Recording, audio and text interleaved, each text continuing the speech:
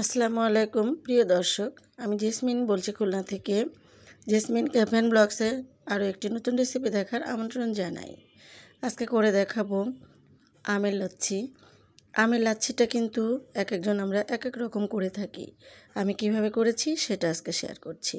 Video ভালো লাগলে like comment share করবেন, আমার পাশে থাকবেন, আমাকে সহযোগিতা করে এগিয়ে নিয়ে যাবেন। চলে যাচ্ছি মূল পর্বে, পাকা আমের লাচ্ছি তৈরি করতে। এখানে একটা ব্লেন্ডারে জার নিয়েছি আর আমি 2টা পাকা আম কেটে নিয়েছি। আর এই আম 2টা হলো হিমসাগর আম। হিমসাগর আমের কিন্তু কালারটা সুন্দর হয়। আঠিটা বাদ দিয়ে আমগুলো টুকরো টুকরো করে কেটে নিয়েছি। আর এখন দিয়ে দিলাম জারের ভিতরে। এখন নিব টক দই। এখানে আমি 2 চা চামচ টক দই আছে। 2 চা চামচ বলতে 1 টেবিল চামচের একটু বেশি আছে। দিয়ে দিলাম টক দইটা। এখন দিয়ে দিচ্ছি 1 টেবিল চামচ চিনি। চিনিটা যদি আপনাদের আমটা খুব বেশি মিষ্টি হয় আপনারা এটা না দিলেও পারেন। তো আমার আমও মিষ্টি ছিল, তবু আমি দিয়ে দিলাম একটু টেস্ট বাড়ানোর জন্য। এখানে দিয়ে দিচ্ছি 1/2 কাপ লিকুইড দুধ।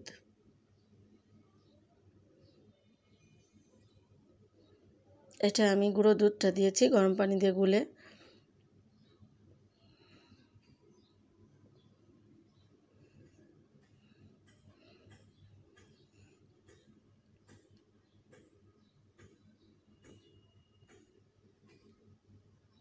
এখন এটাকে সুন্দর করে ব্লেন্ড করে নিব।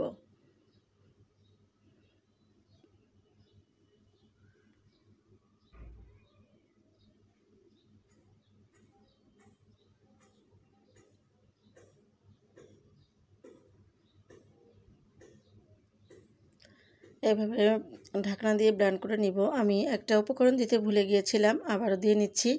এখানে দিয়ে দিচ্ছি 1 টেবিল চামচ গুঁড়ো দুধ। এটা আপনারা না দিলেও পারেন, কিন্তু আমি একটু স্বাদ বাড়ানোর জন্য দিয়ে দিলাম।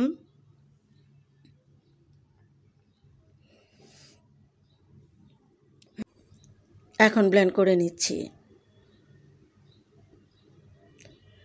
আমার আমের লাচ্ছিটা হয়ে গিয়েছে। আমি কীরকম ঘনত্বটা এসেছে সেটা আপনাদেরকে দেখিয়ে দিচ্ছি। এই যে এভাবে। আপনারা চাইলে এর থেকে একটু পাতলাও করতে পারেন, সেক্ষেত্রে লিকুইড দুধটা আর একটু বেশি দিয়ে দিবেন। 1 কাপ দিলেই হবে, বা 1.25 কাপ দিলেও হবে। আপনারা যেভাবে খেতে চান সেভাবে করে নেবেন। এখন পরিবেশন করে দেখাচ্ছি। আমি 2টা গ্লাসে পরিবেশন করে নিয়ে নিচ্ছি।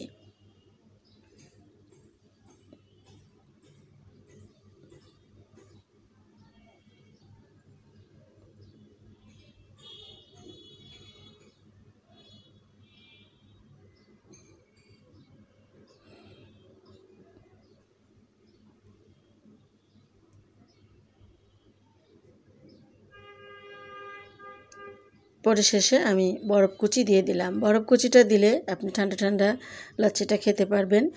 আর যদি আপনি এখন না খান, রেখে দিয়ে খান, তাহলে এভাবে রেখে দিবেন, খাবার সময় বরফ কুচি দিয়ে খাবেন। হয়ে গেল আমার অসাধারণ আমের লাচ্ছি, পাকা আমের লাচ্ছি। খুবই টেস্টি এবং হেলদি একটি রেসিপি। আমি আশা করব আপনারা বাসায় তৈরি করবেন। আমার রেসিপিটা কেমন হয়েছে আমাকে জানাবেন। এতক্ষণ ধৈর্য ধরে আমার সাথে থাকার জন্য আরও একবার ধন্যবাদ জানাচ্ছি। সুস্থ থাকবেন, ভালো থাকবেন, আমার জন্য দোয়া করবেন। এখন প্রচুর পাকা আম পাওয়া যাচ্ছে, মাঝে মাঝে আমের লাচ্ছি তৈরি করে খাবেন, শরীর ভালো থাকবে। আজ বিদায় নিব, দেখা হবে নতুন ভিডিওতে নতুন কোনো রেসিপি নিয়ে। সেই পর্যন্ত সবাই ভালো থাকবেন। আল্লাহ হাফেজ।